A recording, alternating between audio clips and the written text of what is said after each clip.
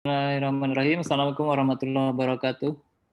Waalaikumsalam warahmatullahi wabarakatuh. Warahmatullahi wabarakatuh. Selamat siang semuanya, Bapak Ibu sekalian. Selamat siang, Pak. Magister Hukum Universitas Lampung. Pada kesempatan kali ini saya melanjutkan perkuliahan yang sudah dimulai oleh Profesor Dr. Muhammad Akib dan Pak Dr. Efik Sumarja. Pada kesempatan kali ini biasa saya tiap semester menyampaikan di paruh waktu yang terakhir. Kayaknya 3 atau 4 pertemuan terakhir. Beberapa pertemuan ditiadakan karena ada agenda lain. Kita masuk pada pertemuan hari ini dengan materi penegakan hukum lingkungan, konsep dan problematika. Karena ini melanjutkan dari PJ Prof. Muhammad Akib, saya hanya menyampaikan materi yang sudah tim susun sebagai bagian dari proses pembelajaran hukum lingkungan di Magister Hukum. Ini mata kuliah wajib ya, jadi semua harus ikut di mata kuliah ini. Di slide saya sudah sampaikan, atau sebenarnya Anda sudah melihat dan mempelajari materi kuliah tentang konsep dasar penegakan hukum lingkungan. Baik, saya mulai saja. Pertama, konsep dasar penegakan hukum lingkungan. Kalau kita lihat bahwa proses penegakan hukum lingkungan itu merupakan satu mata rantai yang tak terpisahkan dari mata rantai yang lain ya. Pertama, terkait dengan proses legislasi. Dalam konteks ini kita telah sangat paham tentang proses legislasi di parlemen ya. Kalau kita di Dewan dibahas di situ, baik inisiatif Dewan sendiri maupun inisiatif dari pemerintah. Saya memulai sedikit dengan cerita terkait dengan Undang-Undang Cipta Kerja ini karena penting sekali dan mungkin sudah disampaikan oleh Pak Hakim maupun Pak Marja, merubah banyak hal terkait dengan peraturan perundang, termasuk yang paling banyak juga terkait dengan lingkungan dan perizinan, dominan di perizinan, yang pasti menyangkut lingkungan hidup, pengaturan mengenai lingkungan hidup. Saya sebelum diterbitkan ini diminta oleh Kanwilkumham untuk menyampaikan terkait dengan bagaimana penerapan Omnibus Law Cipta Lapangan Kerja pada waktu itu masih Omnibus Bill ya, masih rencana. Kemudian dikaitkan dengan bagaimana penerapannya di daerah. Sebelumnya juga diminta beberapa aliansi mahasiswa, termasuk mahasiswa di seluruh perguruan tinggi di Provinsi Lampung untuk menyampaikan materi tentang ini. Kenapa? Karena banyak kaitannya dengan masalah lingkungan termasuk ketenagakerjaan. Jadi mahasiswa minta pandangannya dan termasuk Kumham juga minta pandangannya terkait dengan pengaturan ini bagaimana sih prospeknya ke depannya. Kemudian kalau bagi Kumham kepentingannya adalah bagaimana mengatur atau mensinergikan dengan peraturan perundang-undangan yang lain sehingga sinkron dan harmonis ya. Kalau mahasiswa saya tanya kenapa kalian gini, seharusnya kalian kuliah nggak ikut demo segala macam gitu ya. Mereka dalam konteks ini ingin membela rakyat sebagai social control dan seterusnya. Padahal kan mereka seharusnya kuliah di depan Zoom, kuliah nikmat, baik-baik sekarang.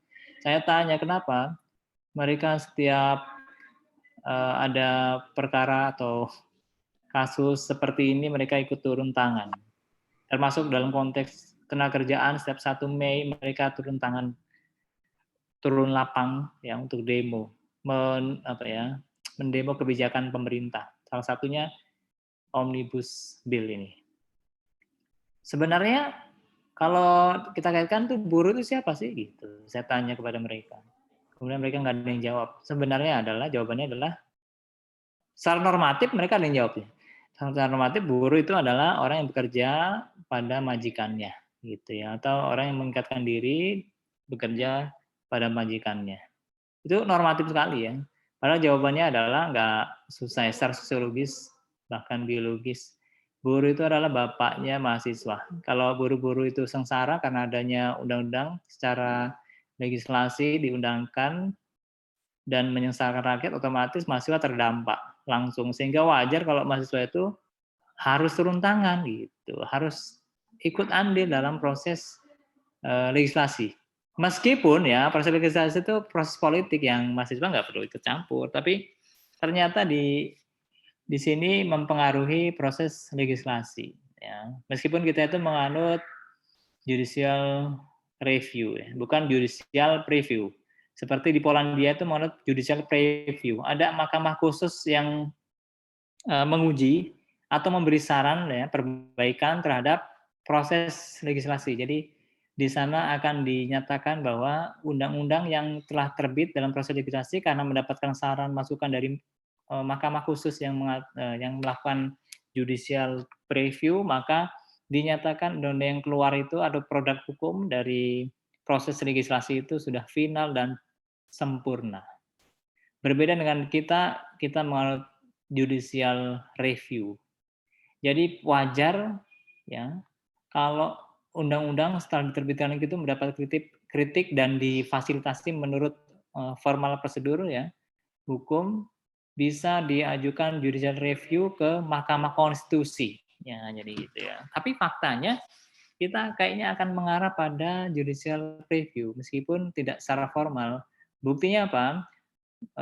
Kami undang waktu itu Komisi 3, ya, Bapak Taufik Basari atau Bas, ya, menyampaikan bagaimana sebenarnya itu proses legislasi di Dewan itu terkait dengan Undang-Undang Cipta Kerja. Oh, ada kritik sana sini, demo segala macam itu ada membuahkan hasil. Salah satunya ada perubahan pasal-pasal yang tadinya pasal-pasal ngawur atau tergesa-gesa, kemudian hasilnya nggak bagus dan mensengsarakan, kemudian bisa berubah, bisa berubah total bahkan beberapa bagian. Tapi faktanya setelah itu, setelah diundangkan, ya, saya barusan hari Kamis kemarin juga diminta lagi keterangan sebagai narasumber di Kanwil Kumham yang menghadirkan perancang perundang-undangan di setiap kabupaten kota untuk hadir di situ membahas mengenai prospek penerapan omnibus yang sekarang sudah ditetapkan dalam Undang-Undang Nomor 11 Tahun 2020 dalam proses legislasi di daerah. Nah, ternyata proses legislasi itu yang normal itu memakan waktu yang lama, setahun 2 tahun, ya. Tapi di undang-undang ini kita patut mengapresiasi undang-undang segitu banyaknya sampai 1187 halaman, ya. Itu hanya diselesaikan dalam waktu 6 bulan saja.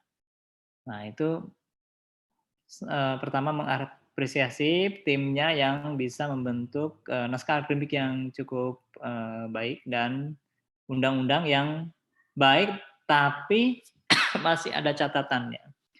Termasuk secara normatif itu sudah sangat merubah, ya, konsep paradigma kalau kita bicara tentang lingkungan hidup, ya kita bicara lingkungan hidup, itu merubah secara fundamental bahkan konsep lingkungan hidup, ya. Sebelum masuk ke penegakan hukumnya, kita masuk ke legislasi dulu, ya. Proses legislasi itu penting sekali, bahkan dampaknya sampai ke ujung mata rantai, yang kembali lagi ke proses legislasi yang nanti prosesnya bisa melalui perubahannya, misalnya bisa melalui uji materi di Mahkamah Konstitusi. Nah, saya ingin mengatakan bahwa proses legislasi itu terlalu matur, ya, terlalu cepat sekali, meskipun itu merupakan terobosan yang harus diapresiasi. Bagus itu, ya. Karena arahnya itu sudah mulai mengarah pada yang nggak konsisten, ya. Tapi itu bagus karena sebagai suatu terobosan. Kita berpikir bahwa konsep negara hukum Indonesia itu adalah negara hukum restart saja. Tapi faktanya memang kita sudah mulai mengarah atau bahasa lain mencampur adukan aliran hukum di Eropa kontinental dengan aliran hukum yang dipakai di negara-negara Anglo-Saxon, ya, common law system. Salah satunya selain, ya, kalau Bapak Ibu adalah hakim, selain dalam konteks peradilan juga dalam konteks legislasi. Itu, ya. Kita kan norma-norma saja, ya, asasnya legalitas. Tapi sekarang kita sudah mulai mendobrak, ya, keterbatasan itu sehingga kemudian kita mengadopsi proses legislasi atau bentuk undang-undang, ya, bentuknya omnibus law itu, dan itu biasa dipraktekkan di negara-negara common law system seperti Amerika, Inggris, dan seterusnya. Nah, tapi itu bagus dalam konteks legislasi. Meskipun dalam undang-undang pembentukan peraturan daerah, makanya saya langsung akan memberikan 3 catatan penting, ya, terkait dengan legislasi ini. Pertama, Catatannya adalah secara metodologis ya, Undang-Undang Pembentukan Peraturan Perundang-undangan Undang-Undang 12 tahun 2011 dan perubahannya 15 tahun 2019 itu tidak mengatur mengenai format undang-undang yang modelnya itu omnibus seperti ini ya, yaitu undang-undang semesta atau sapu jagat yang beberapa materi muatan itu digabung jadi satu saja gitu. Karena ini secara metodologis memang tidak dikenal dalam Undang-Undang 12 tahun 2011. Sehingga catatan pertama waktu itu para ahli mengatakan itu kan nggak dikenal, gitu, itu barang haram. Bagi saya itu bukan barang haram karena kita akan menganggap dia itu sebagai undang-undang sehingga tetap saja tunduk pada Undang-Undang 12 tahun 2011 meskipun kedepannya harus ditambahkan ya ketentuan mengenai model omnibus dalam Undang-Undang Pembentukan Peraturan Perundang-undangan sehingga mendapatkan payung hukum di situ. Yaitu diberlakukan nggak apa-apa. Meskipun pada tahun 2019 itu Oktober 2019 itu ada perubahan Undang-Undang Nomor 12 Tahun 2011, tapi kenapa kok tidak dimasukkan ya ketentuan atau model pengaturan seperti omnibus ini ke dalam Undang-Undang 12 Tahun 2011? Itu pertanyaan saya. Kemudian secara metodologis itu ya, memang tidak kenal, tapi kita akan menganggapnya itu sebagai undang-undang sehingga tetap tunduk pada asas-asas yang berlaku dalam pembentukan peraturan perundang-undangan. Kemudian yang kedua, catatan kedua itu berkaitan dengan paradigma. Nah, ini akan masuk pada konteks hukum lingkungan.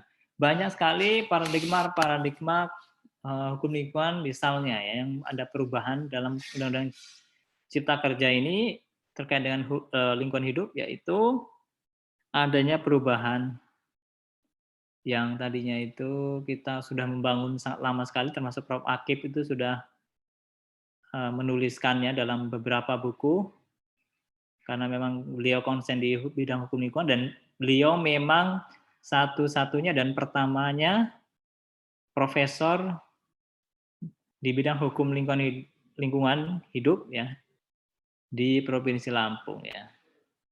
Dan saya katakan bahwa dengan adanya Undang-Undang 11 tahun 2020 tentang Cipta Kerja ini, runtuhlah ya bangunan hukum lingkungan yang sudah dibangun sebegitu lamanya, ya puluhan tahun ya, sebegitu lamanya. Kenapa? Karena paradigmanya berubah.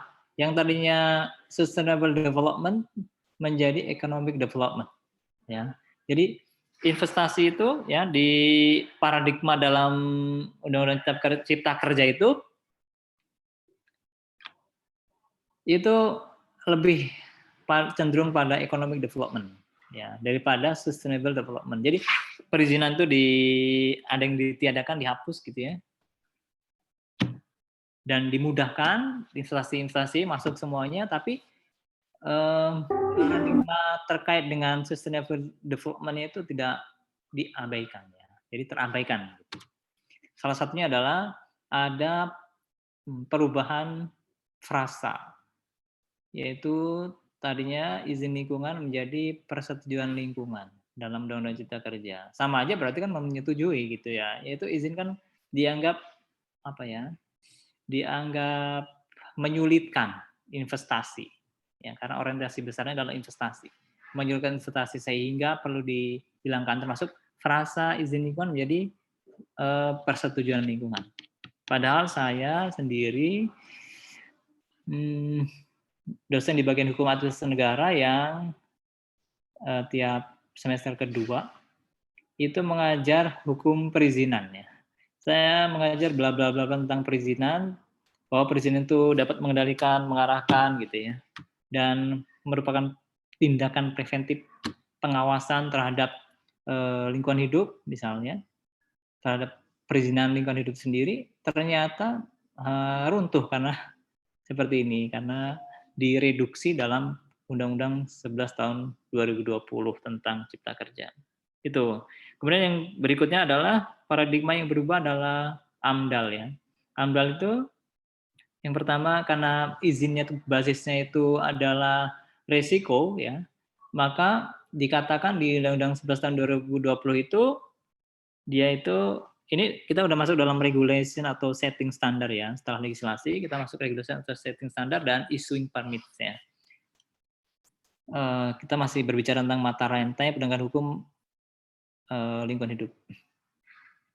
Jadi AMDAL itu hanya merupakan syarat bagi usaha-usaha yang berisiko tinggi.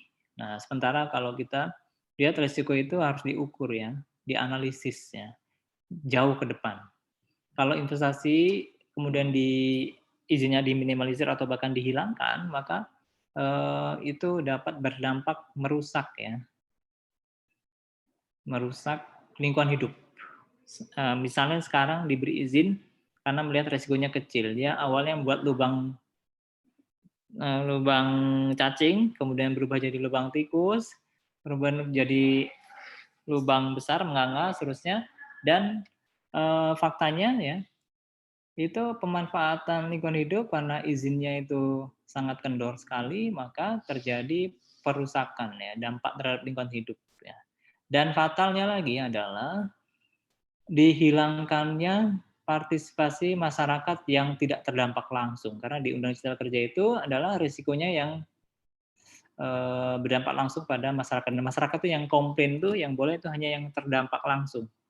Sementara bagaimana dengan masyarakat luas yang memang nggak terdampak langsung, seperti meskipun dia punya legal standing yang pada waktu di Undang-Undang Lingkungan Hidup 32 tahun 2009, misalnya organisasi-organisasi lingkungan hidup ya, misalnya WALHI, kemudian yang lainnya. Nanti saya jelaskan, termasuk para masyarakat atau NGO yang concern di bidang lingkungan hidup, mereka dihilangkan perannya di situ ya, karena tidak terdampak langsung oleh adanya kegiatan usaha tadi ya, yang berisiko. Nah, gitu.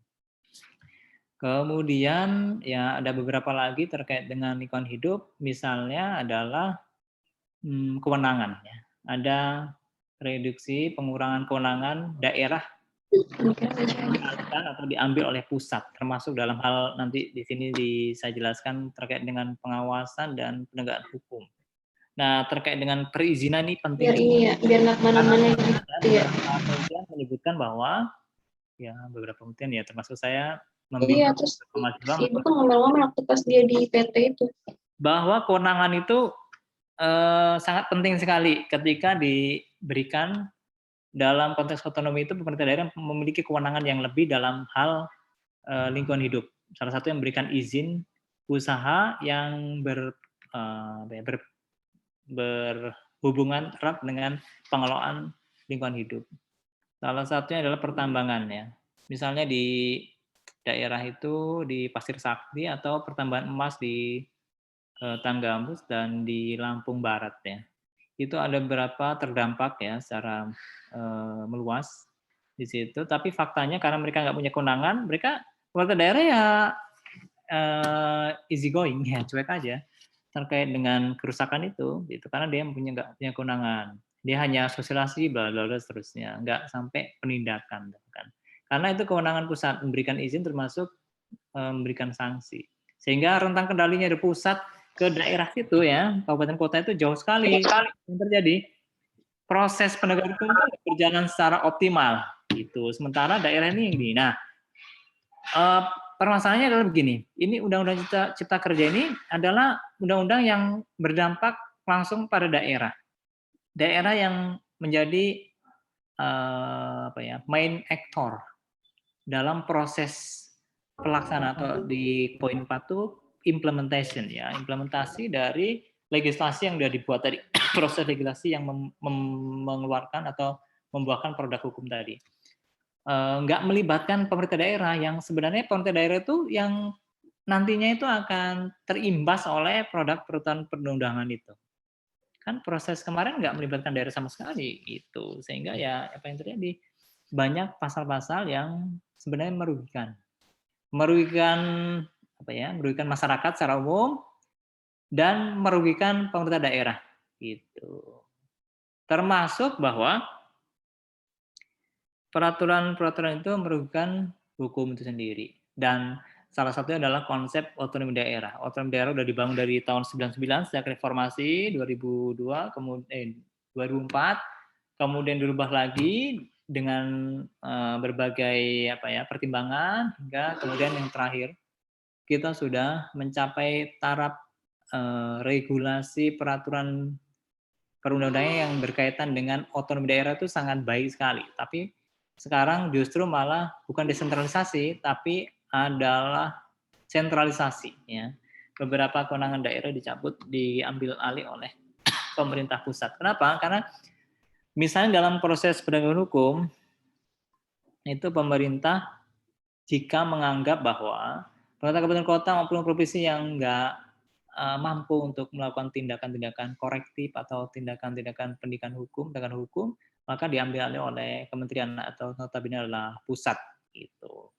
Itu paradigma yang berubah ya, berubah banyak drastisnya dan sangat signifikan di bidang lingkungan hidup terkait dengan adanya Undang-Undang Cipta Kerja itu tadi. Jadi merubah paradigma. Yang pertama metodologis tadi kita udah jelaskan, kemudian yang kedua terkait dengan paradigma yang sudah mulai berubah, termasuk strict liability yang tidak diterapkan secara ketat ya.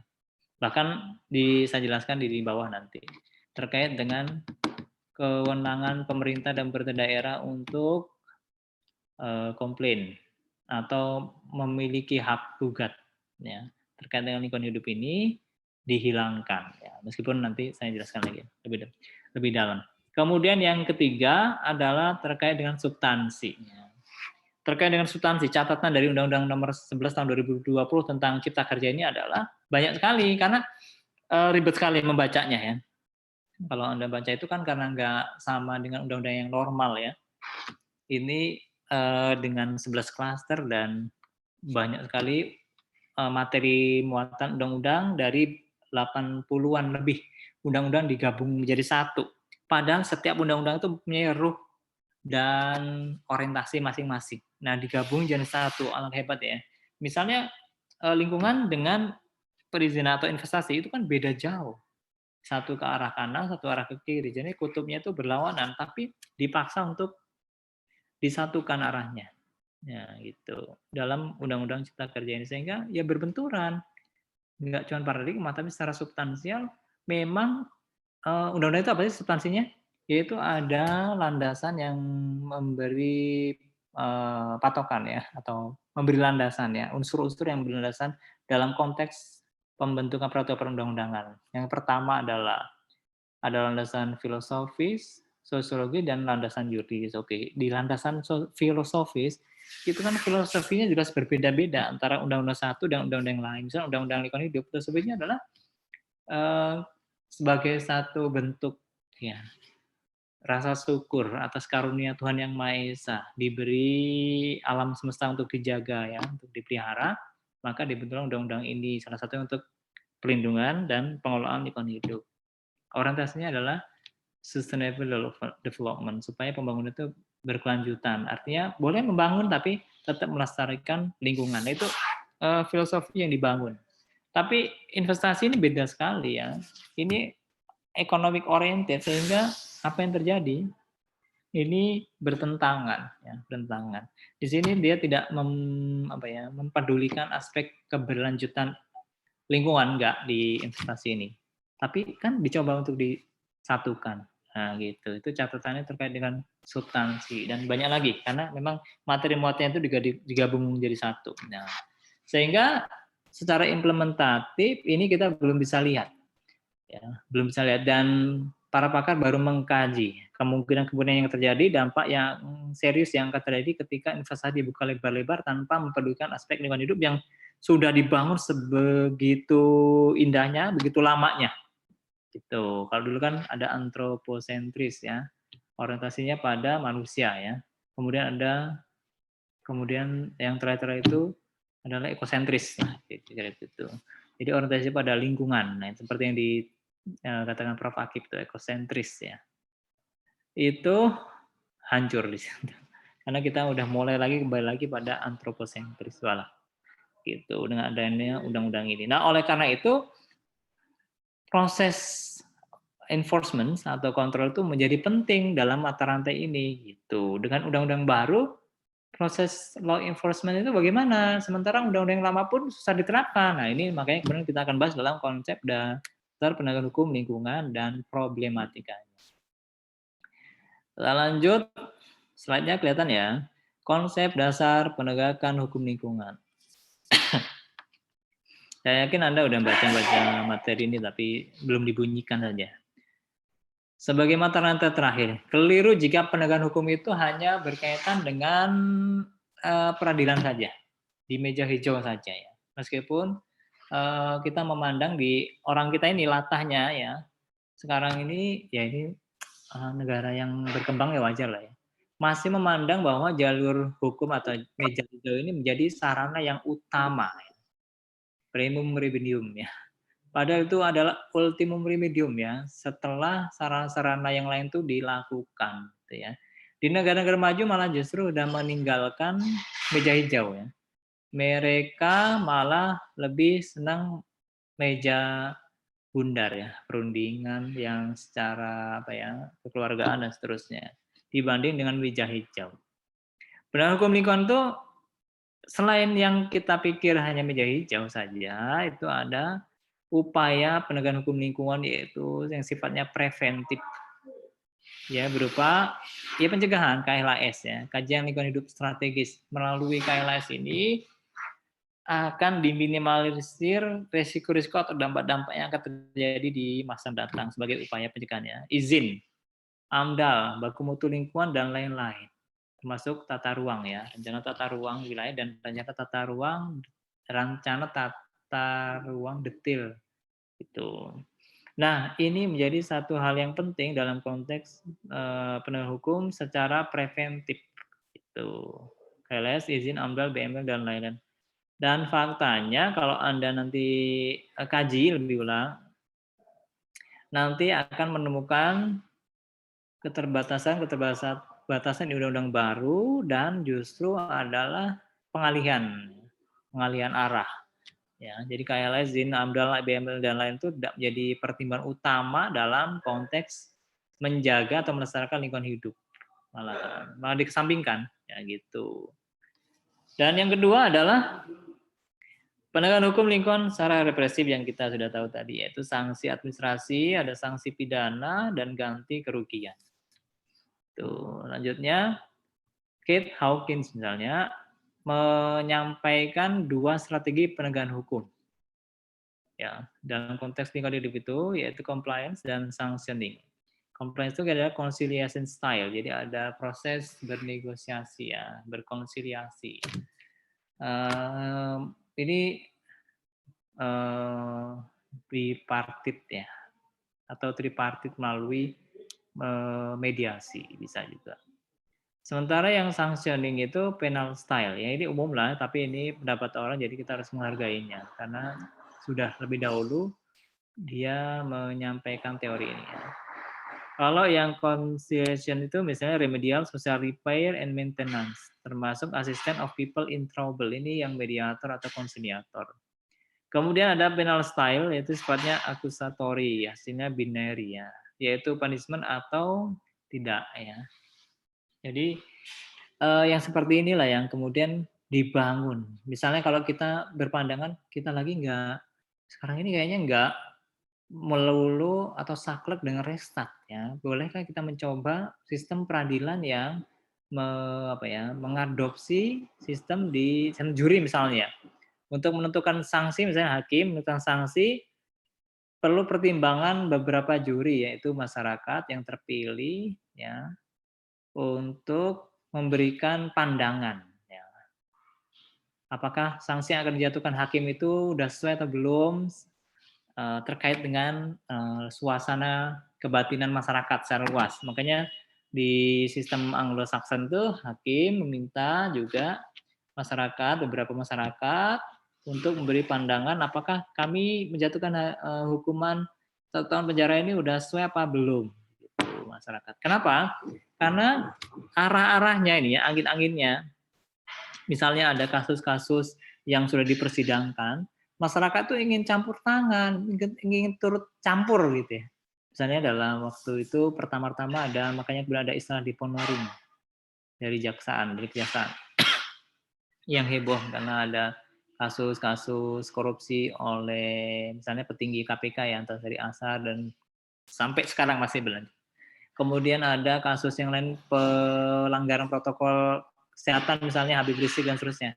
Masyarakat atau jamaahnya atau kawan-kawannya itu pengen berkontribusi dalam proses persidangan. Nah, mungkin ini membuka peluang karena kita diajari oleh pemerintah jangan saklek dengan satu aliran saja gitu. Faktanya apa? Sebelum Omnibus Law sebelumnya juga udah ada sih, tapi nggak segempar ini.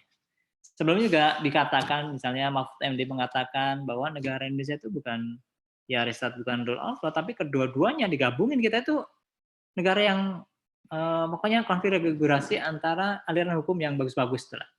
Kemudian selain itu bahwa kalau ditanya kita negara Islam atau negara sekuler, kita itu bukan negara Islam juga bukan negara sekuler, kita itu negara yang bukan-bukan lah, gitu. Jadi campur aduk. Gitu. Jadi kita diajari oleh pemerintah sendiri untuk tidak saklek dengan satu aliran tertentu. Dalam konteks pembangunan hukum boleh-boleh saja kita kemudian mengadopsi, misalnya ini rata-rata notabene para hakim mengadopsi konsep yang ada di negara common law system. Misalnya kalau Anda pernah, ya Anda hakim ya, tapi perlu Anda juga lihat hakim di Amerika Serikat misalnya, dia memanggil beberapa terdakwa, kemudian ditanya apa masalah kamu? Oh, misalnya yang sangat viral itu ya di kita ya, sebenarnya banyak itu, durasinya cuma berapa menit ya, nggak sampai lebih 5 menit itu, ditanyakan kamu masalahnya apa, begini-begini, ditanyakan ke si penuntutnya, oh ini kakek ini usianya 90 tahun mengendarai mobil sangat kencang di area sekolah, padahal itu kan dilarang itu. Kemudian ditanya ke bapaknya yang 90 tahun itu, dia menjawab, oh, saya harus cepat-cepat, kenapa saya harus mengantarkan anak saya yang umurnya 60-an tahun karena dia sakit sehingga harus buru-buru. Jadi alasannya itu dimengerti oleh hakim ya, sehingga hakim kemudian membebaskannya atau memberi sanksi yang sedikit lah, kira-kira begitu. Nah itu hukum yang tercipta dalam persidangan. Gitu. Kalau kita kan enggak ya, kita ada hukumnya dulu karena kita asasnya legalitas ya, apalagi konteksnya hukum pidana misalnya, nulum delictum nulla pone prevai lege penali gitu ya. Asal legal itu dinyatakan tidak dihukum seorang kalau nggak ada undang-undangnya. Ada undang-undang dulu, baru hakim bisa menyatakan kamu melanggar undang-undang ini. Pak, saya tapi beli ini, pertimbangannya nggak tepat ya. Undang-undangnya begini mengatakan kamu harus begini. Gitu. Kenapa? Karena aspek kepastian hukum, kalau nggak dihukum, misalnya ada nenek sumringah yang mencuri kayu gitu ya, kemudian disidangkan di hakim, dia mencuri, terbukti gitu ya, saksi ada, bukti ada. Kalau nggak dihukum, nanti dia nggak jadi pembelajar di masyarakat, pertimbangan hakim gitu. Sehingga tetap harus dihukum, gitu. Karena pasal dilanggar, gitu. Nah itu tidak tercipta di persidangan, hukum itu nggak tercipta di persidangan, tapi tercipta di teks ya, di proses saya bilang tadi legislasi, di proses legislasi. Jadi hakim cuman just sebagai corong undang-undang itu ya benar ya, karena yang kita kejar adalah kepastian hukum gitu. Makanya kemudian sekarang ada restoratif justice yang sering ditulis mahasiswa itu, restoratif justice di mana-mana, mulai di misalnya diversi, di proses di polisian ya, kemudian ada di Ponering ya, kemudian ada restoratif justice ya, atau refinding, penemuan hukum di pengadilan gitu, di pengadilan. Karena memang ada sumber hukum itu tuh, yang itu salah satunya adalah jurisprudensi, juga kita juga masih mengenal jurisprudensi salah satunya itu. Tapi jurisprudensinya tuh hakim terdahulu yang menerapkan itu karena undang-undang. Karena isi undang-undang teksnya begitu, jadi ya secara kontekstual kita laksanakan saja begitu. Tapi mudah-mudahan ini ya, kita sudah diajarkan oleh pemerintah untuk tidak terkungkung pada satu aliran tertentu ya, yang malah kaku gitu ya. Mudah-mudahan nanti ada melalui tangan hakim yang sekolah itu atau praktisi yang sekolah mengerti kondisi faktual yang ada di masyarakat begini sehingga bisa merubah hukum ya gitu. Nah, kemudian Apa sih sarana penegakan hukum lingkungan itu? Yaitu ada sarana hukum administrasi, sarana hukum pidana, dan sarana hukum perdata.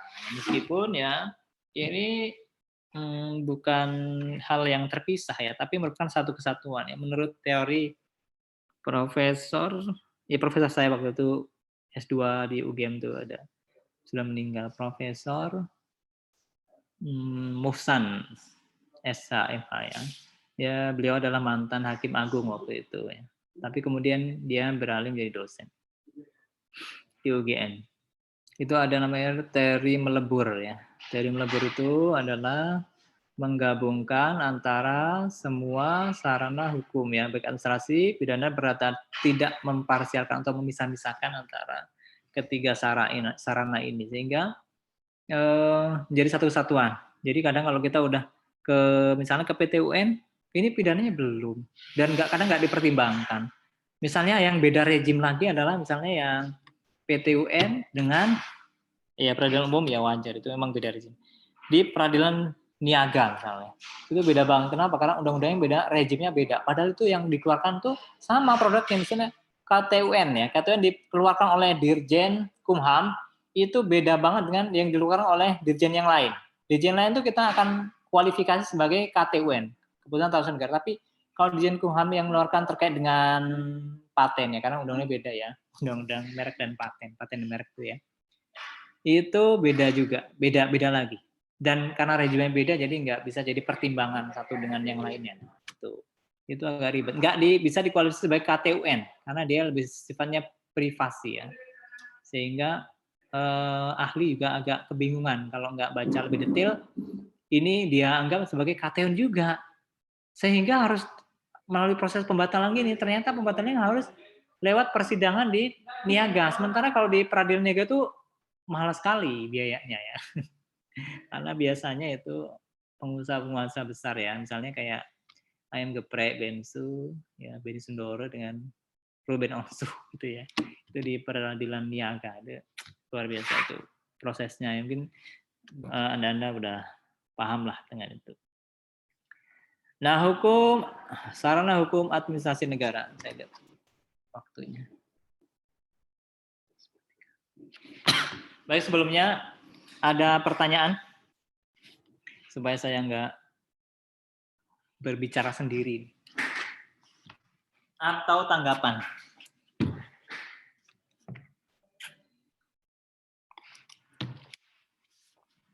Halo dari para mahasiswa, silakan kalau ada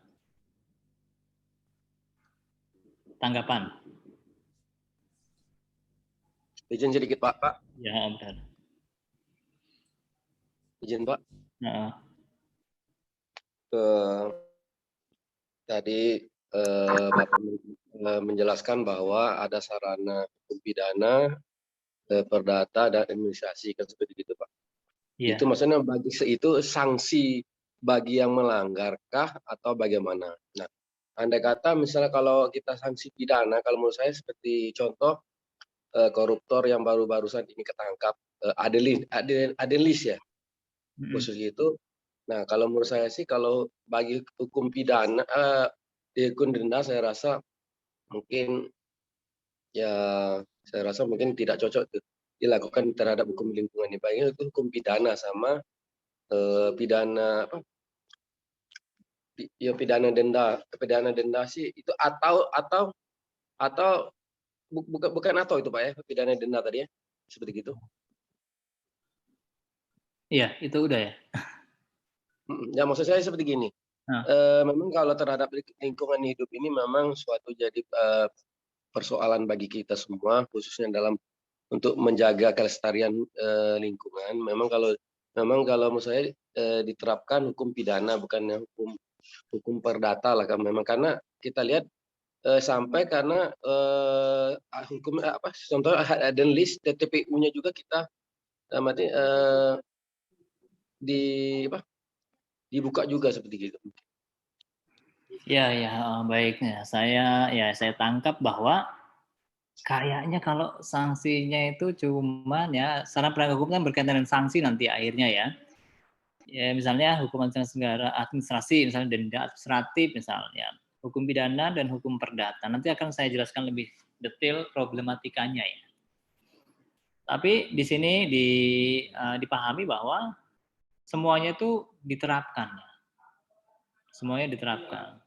Misalnya saran hukum perdata itu dikenal dalam konteks Undang-Undang 32 tahun 2009 yang saya di sini dihapus ini ya, dihapus ya. Gitu. Ya kalau tadi ada yang mengajukan kayaknya cocoknya pidana aja Pak gitu ya. Beberapa hal ini terkait dengan korporasi ya, karena yang melanggar ketentuan Undang-Undang Perlindungan dan Lingkungan Hidup itu kebanyakan korporasi. Saya dan Pak Edi Rifai beberapa 2 kali kayaknya nulis tentang corporate criminal responsibility. Jadi pertanggungjawaban kriminal atau pertanggungjawaban pidana korporasi. Hal ini terkait dengan contoh-contohnya yaitu terkait kasus-kasus pelanggaran terhadap Undang-Undang Lingkungan Hidup. Kayaknya itu yang perlu diterapkan sebagai primum remedium ya, sebagai sarana atau obat mujarab primum remedium itu dalam rangka pelestarian lingkungan hidup. Ya wajar kalau mamanya ada yang berperan pidana aja. Tapi saya yakin bahwa di beberapa peradilan tuh belum bisa membuktikan terkait dengan ini, terkait dengan lingkungan hidup ini, karena memang agak susah untuk mendapatkan bukti-bukti yang cukup kuat ya. Termasuk yang kedua apa ya? Karena susah itu jadi sepi persidangan terkait dengan lingkungan hidup ini. Karena bisa diselesaikan dengan jalan yang lain. Saya bilang tadi kan jalannya ini kan ada upaya preventif, ada juga jalan yang lain berupa misalnya mediasi, konsiliasi dan seterusnya. Termasuk ganti rugi, ya. Proses penggantian rugi dari aktivitas yang sudah dilakukan. Karena ini berkaitan dengan izin yang dikeluarkan. Izin yang dikeluarkan, yang mengeluarkan itu juga menindak juga gitu. Sehingga ya double fungsi ya, mengizinkan iya dan menindak juga iya. Jadi dilematis gitu pemerintah sendiri sehingga jarang sekali hukum lingkungan itu bisa ditegakkan. Makanya saya kemudian ini ada bab khusus terkait dengan penegakan hukum lingkungan dan problematikanya. Nanti saya jelaskan lebih detail ya terkait menjawab pertanyaan Bapak tadi. Sedikit lagi Pak. Oh ya. Tadi Bapak mengatakan bahwa ada diselesaikan dengan meja bundar kan seperti itu Pak, diselesaikan di luar persidangan seperti gitu Pak ya. Yeah.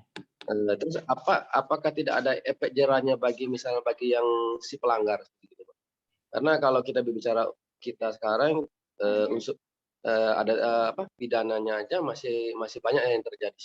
Nah apalagi dilakukan dengan di meja bundar yang Bapak katakan. Terima kasih Pak. Ya. Saya baca di sini pidana RD Akmal ya. Jadi paradigmanya hukum pidana ya. Jadi detail ya. Yang banyak ini efek ya. Deterrent efek dalam paradigma Pak Akmal ya. Jadi kalau bisa pidana biar ada efek jerah dan seterusnya gitu. Padahal sekarang kita lebih pada pengembalian kerugian ya, rehabilitasi padahal yang kita utamakan ya. Kalau kita pidana sebagai ultimum remedium yang kita gunakan yang awal, maka memang ya efek jerahnya memang kurang, tapi manfaatnya akan lebih gitu. Karena hukum itu ya, misalnya saya mengutip Radbach. Ada the idea of law itu apa sih? The idea of law itu adalah justice tanda kutip yang besar sekali justice. Keadilan itu bisa dicapai dengan 3 hal. Pertama yaitu justice dalam hal kecil yaitu equality, yaitu kesetaraan ya. Kemudian bisa dicapai dengan kepastian hukum atau legal certainty dan kemudian kemanfaatan, konfidensi ya, kemanfaatan. Jadi hukum itu the idea of law tadi cita hukum ya, bukan cita-cita hukum ya, atau tujuan hukum bukan. Itu bisa ya yang lebih tinggi daripada itu yaitu cita hukum kalau diterjemahkan dalam Indonesia itu idea of law tadi ya. Itu pertama adalah keadilan itu sendiri ya. Kemudian ada aspek kepastian hukum. Nah, kepastian hukum itu mungkin bisa melalui proses kita memaknainya sebagai proses pidana itu tadi ya di persidangannya. Kemudian atau dikasih sanksi pidana biar jerah dia itu. Ada juga aspeknya kemanfaatan, tapi sekarang kita lebih mengejar pada pengembalian misalnya kerugian negara. dan rehabilitasi terhadap lingkungan hidup itu sendiri. Sehingga saya bilang tadi di awal ini Prof. Hakim juga mengatakan dia tidak begitu setuju kalau langsung pidana gitu. Yang hal lain juga harus dikembangkan. Begitu ya, Pak ya. Nanti terkait dengan kalau pidana itu apa, kerugiannya, perdata apa, HAN juga apa, itu nanti saya jelaskan lebih jauh. Ada lain pertanyaan?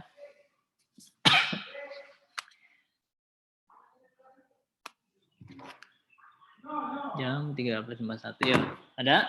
Kalau enggak saya lanjutkan sebentar ya. Kalau ada pertanyaan nanti setelah ini. Sarana hukum administrasi, kita masuk ke sarana hukum administrasi dulu ya. Meskipun saya setuju ada teori melebur ya. Kita gunakan sarana itu secara konfiguratif atau semua kita gabungkan, baik administratif, pidana maupun perdata itu jadi satu ya. Kemudian terkait dengan sarana hukum administrasi ada proses namanya pengawasan ya. Pengawasan itu menjadi sangat penting sekali. Misalnya gini, ada teori ini kalau Bapak Ibu mau menulis misalnya pengawasan atau penegak hukum menggunakan satu kajian teori, yaitu teori pengawasan. Apa sih yang ada dalam teori pengawasan itu yang utama, yaitu adalah teori pengawasan mengatakan bahwa lembaga pengawas tidak boleh berada di dalam lembaga yang diawasi. Nah, itu kenapa? Karena ada satu hal yang terpenting dalam proses pengawasan atau menjadi tolok ukur utama dalam proses pengawasan, yaitu adalah independensi. Misalnya kalau sekarang kita lihat yang lagi viral mungkin KPK ya, revisi Undang-Undang KPK itu menguatkan atau melemahkan gitu. Orang akan melemahkan itu. Kenapa? Salah satunya adalah tes TWK ya enggak. Ya itu juga maksudnya, tapi saya nggak bahas itu. Yang kedua terkait rekrutmen itu yang kemudian perubahan status kepegawaiannya itu menjadi ASN. Dalam Undang-Undang ASN itu ada dua kategori ya, PNS dan P3K ya. ASN itu ya, PNS dan P3K. Nah kalau kita lihat itu keduanya ya, kalau diformulasikan menjadi ASN, maka itu akan melemahkan. Kenapa nggak independen lagi? Gitu. Sehingga polemik dan kritik banyak masuk terkait dengan revisi Undang-Undang KPK yang justru melemahkan.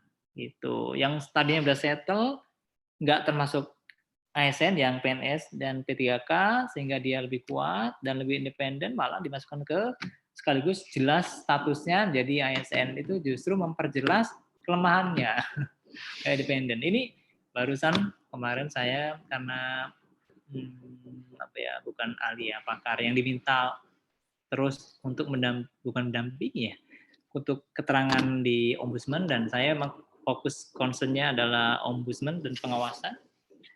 Saya bilang apa ombudsman mau ikut juga gitu. Itu masih ya, debatable ya.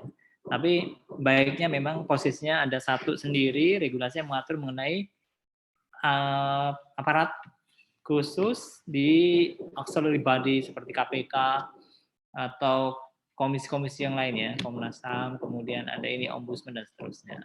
Ada nomenklatur tersendiri terkait dengan kepegawaian tadi. Sehingga independensi itu tetap dijaga gitu. Jadi ini sebagai visual analisis, teori pengawasan itu penting dalam memecah atau membedah kajian Bapak Ibu kalau menulis tentang misalnya terkait dengan satu institusi tertentu ya yang punya kewenangan pengawasan. Kemudian di sarana hukum administrasi itu ada sanksi administrasi ya, sanksi administrasi. Salah satunya misalnya ya denda administratif ya.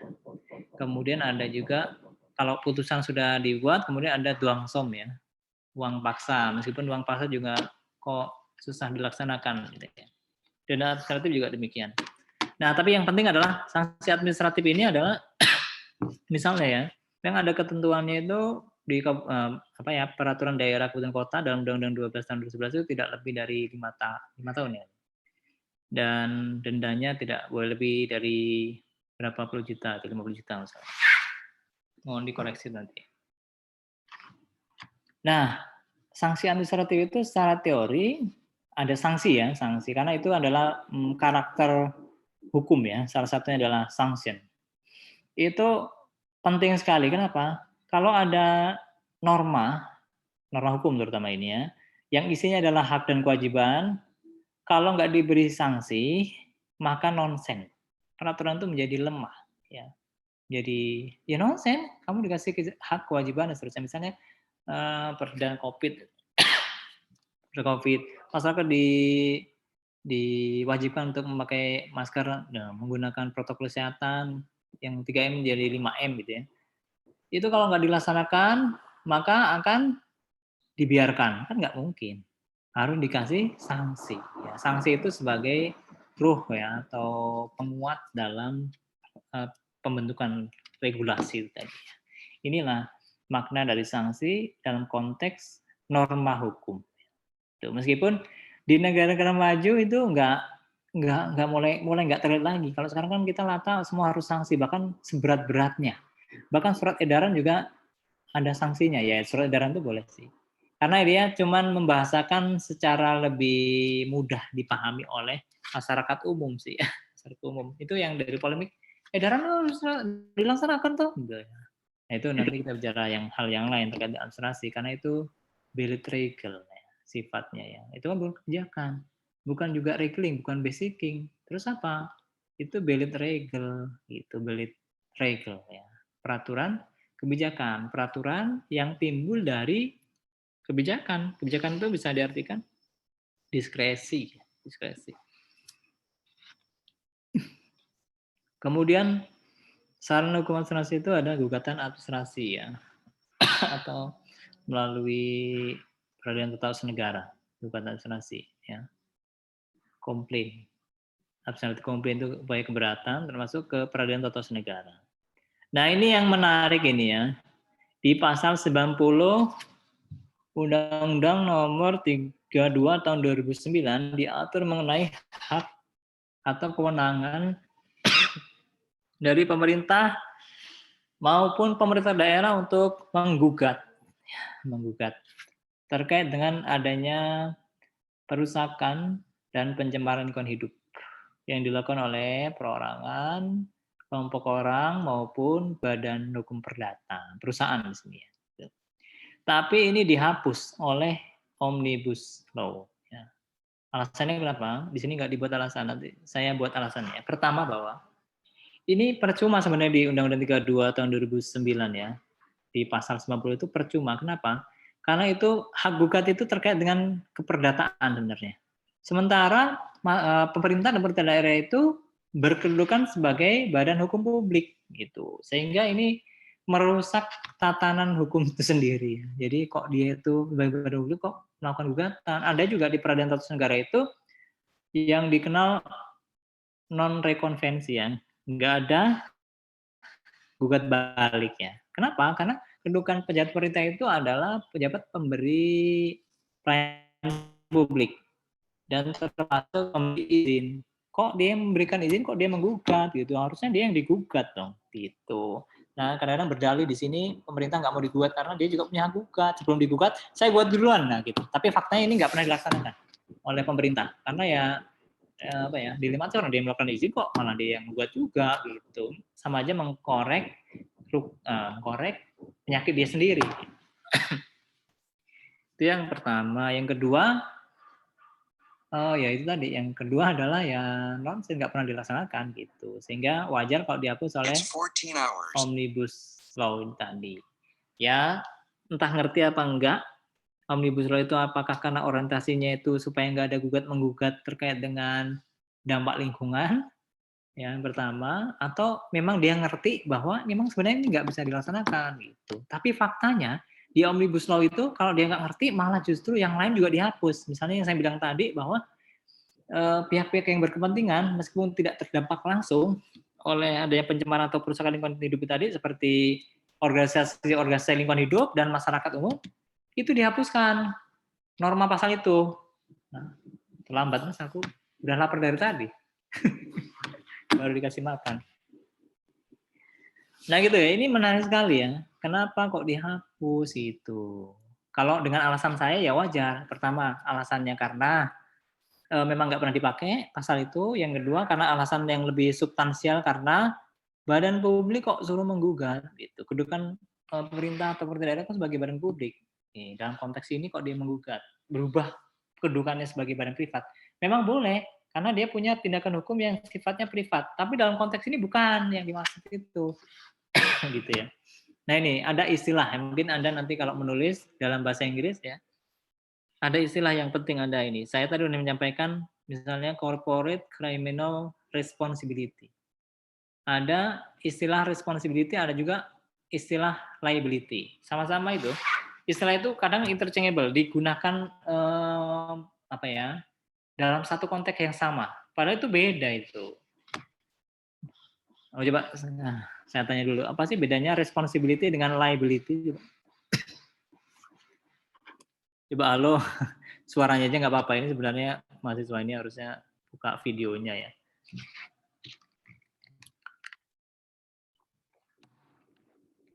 Coba apa bedanya responsibility dengan liability ya? Sama-sama ini ya, hampir sama ini. Tapi ada bedanya. Supaya digunakan. Oh, responsibility ya. Pertanggungjawaban, Pak. Liability tanggung jawab atau apa seperti itu. Kalau secara kata per katanya. Ya betul. Satu tanggung jawab, satunya pertanggungjawaban. Itu hampir sama lah ya. Secara gramatikal juga sama sebenarnya itu. Misalnya ikan ada perikanan, ya kira-kira gitu. Coba yang lain ada nggak? Ada yang lain nggak, pendapat yang lain? Nah ini jangan sampai salah ya. Nanti Anda ini pertanggungjawaban Anda gunakan liability juga kadang pakai responsibility. Ini implikasinya atau akibat hukumnya berbeda ini. Atau kalau liability itu tanggung jawab yang melekat, Pak. Oh ya, ini nggak melekat, sekarang jadi melekat ya. Kayak perangko aja ini. Coba yang lain, Bapak Ibu, silakan. Apa sih bedanya liability dengan responsibility? Pemaknaannya lebih kepada kewajiban kali ya Pak ya, liability-nya. Ya bisa jadi Pak. Saya belum mau jawab ini. Sebelum Anda jawab dulu. Bahkan ya terakhir saya ini berdebat dengan Prof. Hakim ini ya. Karena beliau profesor mungkin udah baca buku banyak. Saya ngeyel aja karena saya dipikir ahli bahasa Inggris. Beliau ahli hukum lingkungan.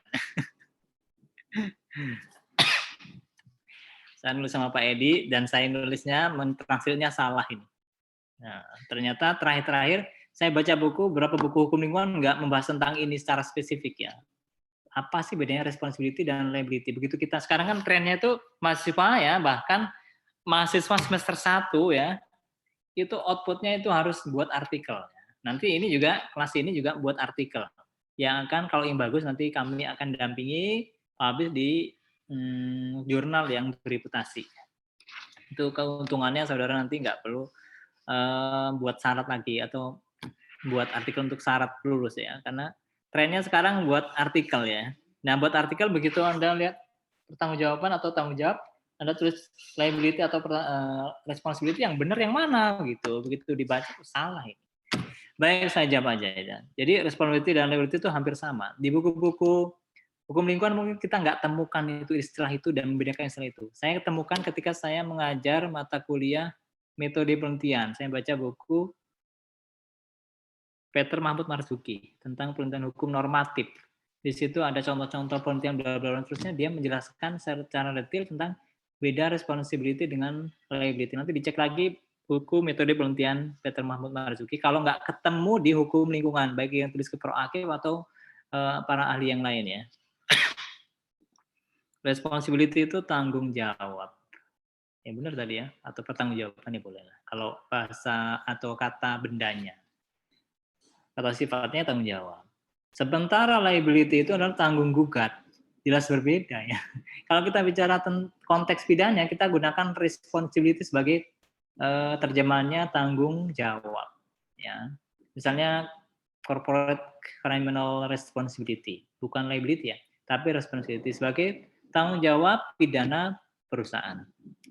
Tapi kalau dalam konteks gugat menggugatkan di perdata, jadi kita gunakan liability, gitu ya. Itu sederhana sekali, tapi mudah-mudahan bermanfaat. bagi dunia tulis-menulis Bapak Ibu sekalian. Nah, ini dihapus ya, alasannya itu tadi. 2 alasan yang sudah saya sampaikan di pasal 90 itu dihapus ya. Kalau alasannya yang terakhir, karena kalau dia paham, si pembentuk undang-undang tadi, Omnibus Law tadi, atau timnya yang buat, kalau dia paham, kenapa dihapus? Karena percuma. Yang kedua, karena itu malah merubah kedudukan dari Badan Hukum Publik menjadi Badan Hukum Perdata. Padahal nggak boleh, pada posisi ini, dia berubah dari Badan Hukum Publik menjadi Badan Hukum Perdata. Gitu. Dalam konteks lingkungan hidup ya, nggak boleh. Pemerintah daerah itu berubah status atau kedudukannya.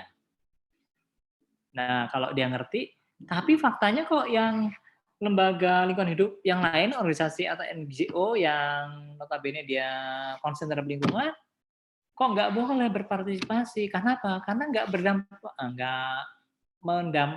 mendapat risiko, nggak terdampak langsung oleh kerusakan lingkungan, sehingga dia nggak boleh komplain gitu. Nah, kok seperti itu? Berarti jawabannya adalah orientasi dari Omnibus Law itu sekuat mungkin diarahkan pada penciptaan investasi sebesar-besarnya gitu, sehingga ini dikatakan Prof. Hakim sampai dia risau karena bukunya itu pasti runtuh karena ada undang-undang ini, sehingga dia risau kok nggak ada ya, kayaknya belum ada loh yang mengatakan itu tuh undang-undang cipta kerja itu tidak pro terhadap lingkungan.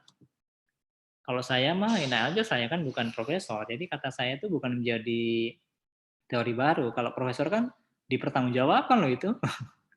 Saya bilang, memang nggak pro, Rob. Saya yang ngomong pertama sebelum Prof. Hakim. Nah, Prof. Hakim baru mengatakan, iya itu nggak pro. Nah, kan saya duluan. Gitu ya, meskipun dia profesor, tapi saya lebih duluan mengatakan bahwa Undang-Undang Cipta Kerja tidak pro terhadap lingkungan, gitu ya. Ya, meskipun nanti dia akan klaim, saya pertama kali mengatakan itu. Baik, itu yang terkait dengan sarana hukum administrasi. Nah, ini sampai sanksi administrasi lah ya. 2 slide lagi ya. Pengawasan. Jadi pengawasan itu penting ya. Ini ketentuannya jadi begini. Menteri, Gubernur, Bupati, Wali Kota melakukan pengawasan terhadap penataan penanggung jawab usaha atau kegiatan atas ya, bidang lingkungan hidup ya. Atas penerapan undang-undang di bidang lingkungan hidup. Kemudian ini kewenangan ini dapat didelegasikan kepada pejabat atau instansi teknis di bidang lingkungan hidup ya. Misalnya kalau di sini Dinas Lingkungan Hidup. Kemudian menetapkan pejabat pengawas, pejabat fungsionalnya. Ini pengawasan. Dalam konteks pengawasan, mereka ini yang punya kewenangan dapat menetapkan pejabat pengawas, ya PPNS misalnya. Kemudian menteri, pengawasan ketaatan penanggung jawab usaha terhadap izin yang dilakukan pejabat yang mendapat delegasi melakukan izin. Kemudian dapat juga pengawasan terhadap izin yang dilakukan oleh Pemda jika dianggap terjadi pelanggaran serius. Jadi menteri ini bisa melakukan pengawasan terhadap izin. Nah, ini yang disebut dengan second line enforcement. Kalau dianggap Pemda itu tidak mampu untuk melakukan pengawasan, maka Menteri akan mengambil alih. Ini pasal 37 UU PPLH 2009. Kemudian Gubernur, kewenangannya adalah pengawasan ketaatan penanggung jawab usaha terhadap izin yang dilakukan instansi teknis yang bertanggung jawab di bidang hidup. Oke. Bupati Wali Kota secara normatif punya kewenangan pengawasan ketaatan penanggung jawab usaha terhadap izin yang dilakukan instansi teknis yang bertanggung jawab di bidang hidup. Sementara kalau kita lihat di sini, ya misalnya saya bilang tadi di Undang-Undang Minerba itu kewenangan Bupati Wali Kota itu sedikit. Ya. Misalnya di Pasir Sakti itu ada kerusakan di sana, tapi kewenangan mereka itu terbatas sehingga yang mengawasi kan harusnya pihak provinsi atau kementerian langsung. Mereka saya nggak punya kewenangan, nah ya udah rusak begitu saja. Sementara dampak lingkungan itu mereka. Gitu. Nah, sanksi administrasi itu ada teguran tertulis, paksaan pemerintah, denda administratif, pembukaan perizinan berusaha dan atau pencabutan perizinan berusaha. Gitu ya. Ini pasal 82C Undang-Undang Nomor 11 Tahun 2020 tentang Cipta Kerja. Nah, ini problematikanya ya, ini masih banyak ya. Oh, ini sampai sini aja nih. 2 slide lagi berarti. Problematika sanksi administrasi ini yang saya bilang tadi, Pak Akmal tadi juga bingung ini. Mana ini? Nggak bisa terapkan ya. Pidana aja lah biar deterrent efeknya itu kerasa. Sanksi administrasi juga punya problematika. Pertama, selama ini sanksi yang efektif seperti paksaan pemerintahan atau bestur duang jarang diterapkan ya. Sanksi uang paksa, duang som yang dulu diatur dalam Undang-Undang PPLH kini dihapus dengan Undang-Undang Cipta Kerja dan diganti dengan sanksi denda administratif. Gitu. Kalau uang paksa itu kan Bapak Ibu pasti tahu lah ya. Itu misalnya penerapannya putusan hakim ada uang paksa, kemudian di putusan itu harus dilaksanakan. Salah satu teknisnya adalah si pejabat itu yang mendapatkan sanksi berupa dwangso, membayar dicicil mungkin per bulan, dipotong dari gaji, yaitu sampai dia melaksanakan putusan pengadilan. Gitu. Tapi kan mekanisme monitoringnya nggak ada ya. Cuma dibaca, kalau kita baca di Undang-Undang 586 dan perubahannya tentang PT-UN, itu monitoringnya itu tidak tegas ya. Ya kan hakim juga pasif. Pasifnya itu cuman di persidangan saja, nggak sampai keluar gitu loh. Kayak misalnya ombudsman. Ombudsman itu kalau rekomendasinya meskipun hanya rekomendasi, dia itu morally binding ya, nggak legally binding seperti peradilan, tapi dia bisa malah justru keluar. Misalnya rekomendasi kok nggak, meskipun nggak mengikat secara hukum ya, kok nggak dilaksanakan. Lalu dia datangin lagi, ditelepon atau di ini, kamu kok nggak melaksanakan dan seterusnya gitu. Kalau hakim kan nggak sampai gitu ya, itu stop di putusan ya, putusan pengadilan ya. Dia nggak sampai harus udah dilaksanakan belum nih dwangsonya ini, nggak sampai segitunya. Sehingga di sini kok dihapus ya, sebenarnya bukan masalah ya. Nanti kita harusnya buat mekanisme tersendiri putusan pengadilan itu pelaksanaannya itu dan termasuk monitoring itu bagaimana sampai dilaksanakan. Karena ini terkait marwah peradilan loh. Gitu. Terakhir ini ya, saya bicara tentang sajadasi, nanti yang lainnya bisa dilanjutkan minggu depan kalau ada, insyaallah. Ada second line enforcement yang seperti sudah disebutkan tadi, Menteri dapat menerapkan sanksi administratif terhadap penanggung jawab usaha dan atau kegiatan dalam hal Menteri menganggap Pemda secara sengaja tidak menerapkan sanksi administratif terhadap pelanggaran yang serius di bidang perlindungan pengelolaan lingkungan hidup. Jadi ada mekanisme second line enforcement. Mungkin meskipun saya nggak begitu setuju dengan ini karena ini mencederai makna otonomi daerah. Seharusnya dia itu cuma mengenforce pemerintahnya harus dilaksanakan ini nih, nggak sampai mengambil alih gitu. Karena kan ini bukan delegasi apa ya namanya itu, bukan pelimpahan delegatif atau apa ya, kewenangan delegatif, bukan kewenangan delegatif tapi kewenangan atributif ya, pelimpahan kewenangan atributif. Ya, otonomi daerah itu atributif, bukan delegatif. Jadi artinya pemerintah daerah itu punya, maksudnya ini kabupaten kota ya, kalau provinsi memang penyangga tangannya ya dari pemerintah pusat wajar. Tapi pemerintah daerah, kabupaten kota sama SUD itu dia punya otonomi daerah. Jadi dia itu harusnya tidak di pasal 77 ini sebenarnya agak mencederai makna otonomi daerah tadi. Tuh. Baik, sampai sini jam berapa ini ya? 14.14. Kalau ada pertanyaan satu aja lah ya. Kalau enggak saya akhiri ya, nanti kita pertemuan pekan depan lagi. Tanpa mengurangi hak saudara untuk mendapatkan pelayanan dari saya ya. Karena saya konsen di bidang pelayanan publik, jadi saya harus mengatakan dulu apakah hak saudara bisa dihentikan untuk mendapatkan pencerahan dan mendapatkan apa ya? Mendapatkan kewajiban saya untuk mencerdaskan kehidupan bangsa maksudnya. Kalau boleh ya kita akhiri saja ya. Atau ada pertanyaan? Nah, itu. Silakan ada tanggapan atau pertanyaan. Kalau Anda berani nanti pertanyaan bisa dilewat ini aja. Lewat sistem ya. Tapi biasanya kalau gini saya mau tanya di sini Pak gitu. Enggak dikasih kesempatan tanya di sini. Begitu di fasilitas yang lain juga enggak nanya lewat WA atau message atau lewat sistem ya. Misalnya di Viklas gitu ya. Pertanyaan yang penting. Misalnya pertanyaan yang enggak ditanyakan oleh mahasiswa itu kan kita udah ngajarin regeling, peraturan, basicing itu ketetapan ya. Terus ada yang lainnya apa ya Pak? Yang lain itu seperti edaran, instruksi gitu ya. Kemudian ada juklak judis itu bentuk apa? Bentuk peraturan apa atau jenis peraturan apa? Itu termasuk regeling atau basicing ya gitu. Itu pertanyaan yang nggak ditanyakan mahasiswa ya. Kemarin ditanyakan oleh apa ya, ombudsman ke saya karena menangani kasus edaran-edaran itu ternyata apa sih edaran ini bentuknya apa sih gitu. Kok kayaknya kuat banget loh. gitu. Sampai dia menafikan peraturan yang lebih tinggi gitu. Jadi saya jawab aja itu belet regel gitu. Tetap aja itu nggak boleh bertentangan karena intinya itu dia itu adalah membahasakan bahasa peraturan kan nggak mungkin peraturan perundang-undangan atau perda dipajang semuanya sebagai masyarakat tahu sehingga butuh yang lebih lugas lagi yang lebih ini dilarang tidak apa ya yang bagi yang tidak menggunakan masker dikenai sanksi apalah itu edaran ya edaran.